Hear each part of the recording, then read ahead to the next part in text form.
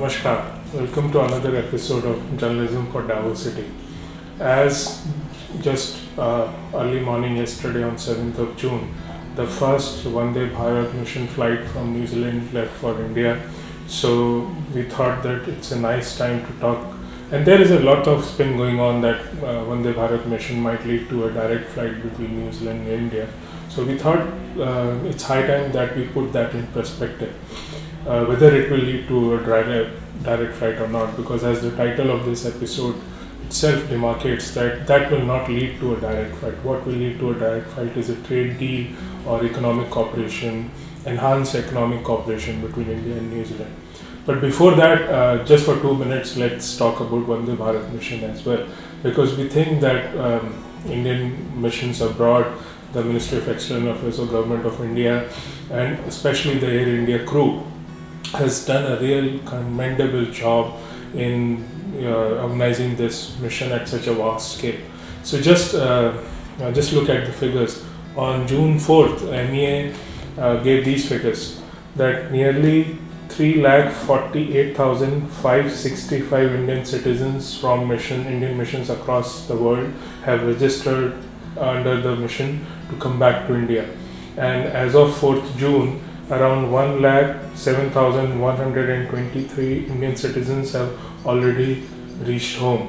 In the third phase that is starting very soon, MEA says that around about 38,000 Indian citizens from 31 countries will be brought back. So as this story will say that this will be a new Guinness Book of World Records. Such a large number of citizens were brought back to their home country. And this is not the first time, as all of us know, this is not the first time that Air India has done something like that. All of us know New Zealand's Indian High Commissioner to New Zealand earlier was Sanjeev Kohli, and he himself was involved in a mission during the Gulf War when around just under 2 lakh Indian citizens, 1,76,000 were brought back from Kuwait to India. In 2015, when the Yemen conflict was starting, then Indian Air Force and Air India got together and brought back around 4,640 Indian citizens from Yemen.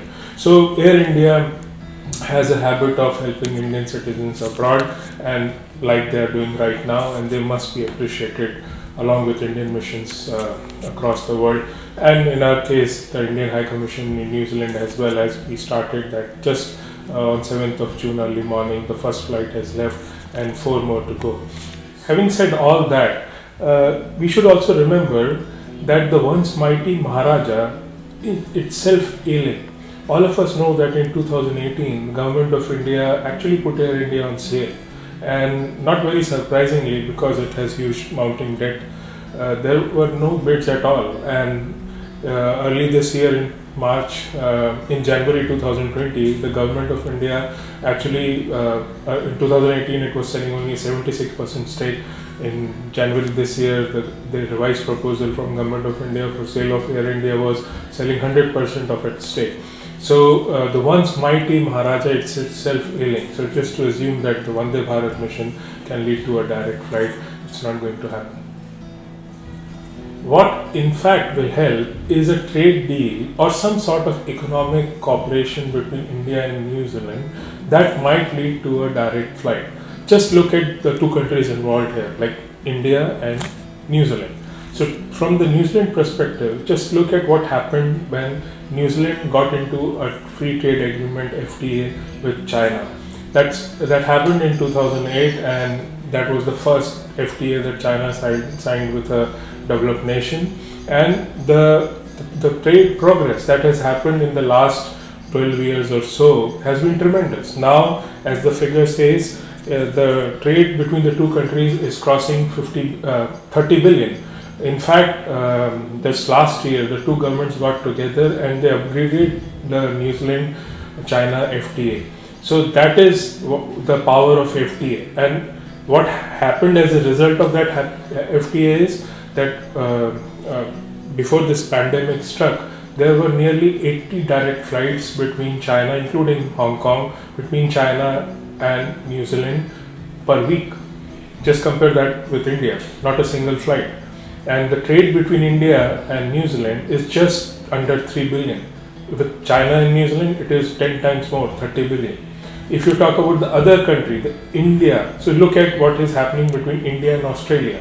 So in 2011, India and Australia signed a CECA, which is a Comprehensive Economic Cooperation Agreement.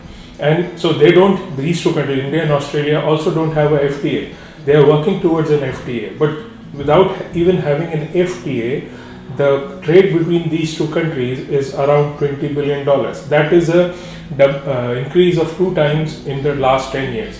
So India and Australia, New Zealand and China, both of these countries have examples of trade cooperation with other countries which have led to direct flights. So our humble submission is Vande Bharat mission flights might not lead to a direct flight between India and New Zealand.